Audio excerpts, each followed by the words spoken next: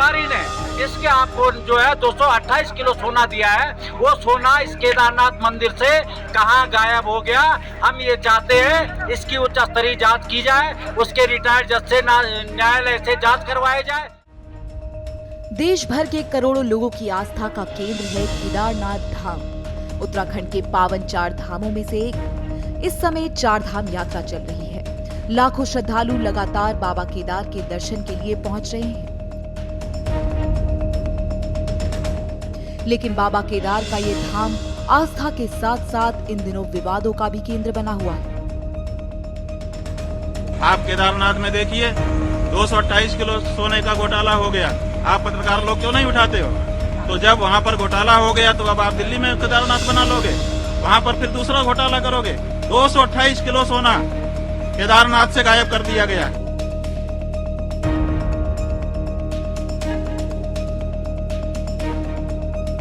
एक बयान आया है कि केदारनाथ में सोना चोरी को लेकर मैं स्वामी अभिमुक्तेश्वरानंद जी से अनुरोध करूंगा कि अगर उनके पास कोई तथ्य है तो तथ्य सामने लाएं और वो किसी सक्षम अथॉरिटी के पास जाएं, जांच करने के लिए अनुरोध करें। मंदिर समिति के द्वारा जो 228 किलो सोना और जिसकी 523 प्लेटें बनवाई गई, वो सोना कहाँ गया? पूर्व में भी हमने सोने का विरोध किया था।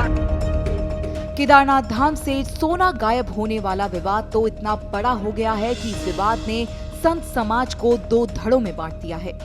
एक धड़े में ज्योतिर्मठ के शंकराचार्य स्वामी अभिमुक्तेश्वरानंद सरस्वती और उनके समर्थक हैं। दूसरा धड़ा अभिमुक्तेश्वरानंद के विरोधियों और उनके विचारों को खारिज करने वाले संतों का है।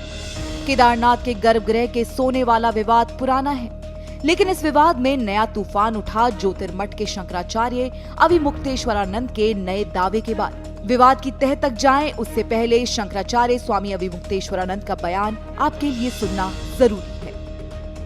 228 किलो सोना केदारनाथ से गायब कर दिया गया। ये कहाँ का नियम है? क्यों नहीं उठाते हो प्रेस वाले इस बात को? आज तक कोई जांच तक नहीं बैठाई गई। 228 किलो सोना का घोटाला केदारनाथ में हो गया।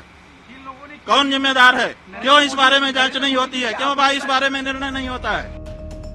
जैसे ही शंकराचार्य स्वामी अभिमुक्तेश्वरानंद ने बयान दिया, संत समाज से लेकर सियासत की दुनिया में बड़ा भूचाल आ गया।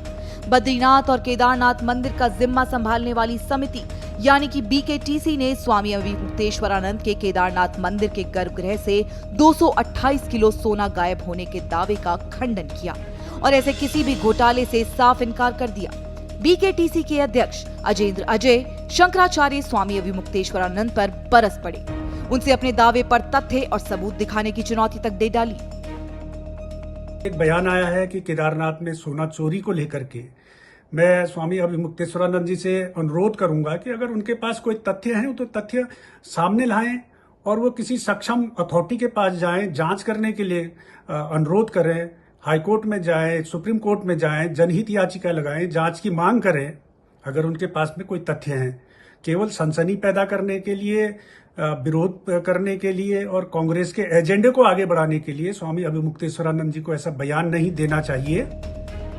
अजेंद्र अजय शंकराचार्य स्वामी अभिमुक्तेश्वरानंद के दावों को बेबुनियाद बता रहे हैं, लेकिन अभिमुक्तेश्वरानंद अपने दावे पर कायम हैं और लगातार केदारनाथ के सोने पर सरकार से सवाल पूछ रहे हैं और जांच के लिए आवाज उठा रहे हैं। अभिमुक्तेश्वरानंद का दावा इतना मजबूत है कि उन्होंने यहां तक कह डाला कि केदारनाथ की तर्ज पर जो प्रतीकात्मक मंदिर दिल्ली के बुराड़ी में बनाया जा रहा है, वहां भी केदारनाथ धाम जैसा बड़ा घोटाला हो सकता है। 228 किलो सोने का घोटाला हो गया। आप पत्रकार लोग क्यों नहीं उठाते हो? तो जब वहाँ पर घोटाला हो गया तो अब आप दिल्ली में केदारनाथ बना लोगे, वहाँ पर फिर दूसरा घोटाला करोगे।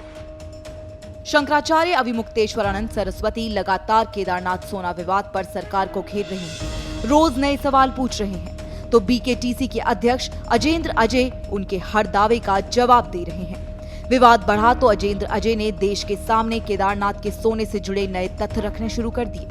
सफाई दी कि केदारनाथ धाम के गर्भगृह को स्वर्ण मंडित कराने में प्रदेश सरकार और BKTC का कोई योगदान नहीं है, न ही उन्होंने कोई सोना खरीदा। दानदाता के अनुरोध पर BKTC ने बोर्ड बैठक में अनुमति दी थी उसके बाद दानदाता ने ही अपने ज्वेलर के जरिए केदारनाथ मंदिर में सोना पहुंचवाया और फिर सोने की परतें चढ़ाने का काम हुआ। केदारनाथ धाम में जो गर्भगृह को स्वर्णित मंडित कराया गया, उसमें मंदिर समिति की अथवा प्रदेश सरकार की कोई भूमिका नहीं रही है। जिन दानदाता ने ये स्वर्ण मंडित कराया है, उन्होंने अपने ज्वेलर्स के माध्यम से खुद ही ये सारा कार्य संपादित कराया है। ना उन्होंने मंदिर समिति को सोना खरीद करके दिया, न मंदिर समिति ने सोना खरीदा। मंदिर समिति ने अपने स्तर से कोई भी कार्य नहीं किया। जो भी कार्य हुए वो दानी दाता ने अपने ही माध्यम से ये संपादित कराए हैं। अजेंद्र अजय आगे दावा करते हैं कि केदारनाथ मंदिर में 228 किलो सोना लगाया ही नहीं गया है। मंदिर के गर्भगृह में पहले चांदी की परतें चढ़ाई गई थी। सोना सिर्फ 23 किलो था और उतने ही सोने की परत चढ़ाई गई थी। सोने की परत 1000 किलो तांबे की प्लेट के ऊपर लगाई गई थी। देश भर के किसी भी मंदिर में जा सकते हैं, गोल्डन टेम्पल से लेकर के जितने भी मंदिर हैं, सब जगह जहां भी स्वर्ण मंडित कराने का कार्य किया गया है, वो तो तांबे की प्लेटों पर ही सोने की पत्थर चढ़ाई जाती है, लेयर चढ़ाया जाता है। तो इसी प्रकार से केदारनाथ धाम में भी लगाया गया है। और जो केदारनाथ धाम में सोना लगा है वो लगभग 23 किलोग्राम के लगभग है। और उस पर जो सपोर्ट के लिए जो वो है तांबे की प्लेटें जो है, उनका 1000 किलोग्राम के करीब उनका वजन है। शंकराचार्य स्वामी अविमुक्तेश्वरानंद और पीकेटीसी अध्यक्ष अजेंद्र अजय के अलग अलग दावों को आपने सुन लिया। अब केदार सभा के पूर्व अध्यक्ष किशन बगवाड़ी का बयान भी आपके लिए सुनना जरूरी है, जो केदारनाथ के सोने को लेकर नई बातें और नए सवाल सामने लेकर आए हैं। किशन बगवाड़ी अविमुक्तेश्वरानंद के दावों का समर्थन करते हैं और अजेंद्र अजय के दावों को झुठलाते हैं। उस सोने के प्रकरण को क्यों नहीं सरकार जांच बिठाती है?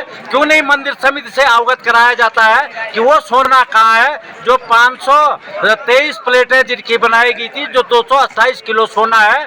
हम बार बार सरकार से कह रहे हैं, मंदिर समिति से कह रहे हैं, मंदिर समिति के जो बोर्ड है उससे कह रहे हैं, और मंदिर समिति के जो अध्यक्ष हैं उनको बार बार हम कह रहे हैं, जो सोने का प्रकरण है, जो आपने सोना लगाया है, आपके खिलाफ क्यों नहीं कानूनी जांच बिठाई जा रही है? और अगर आप गलत नहीं है, उस व्यापारी ने जिसके आपको जो है 228 किलो सोना दिया है, वो सोना इस केदारनाथ मंदिर से कहां गायब हो गया?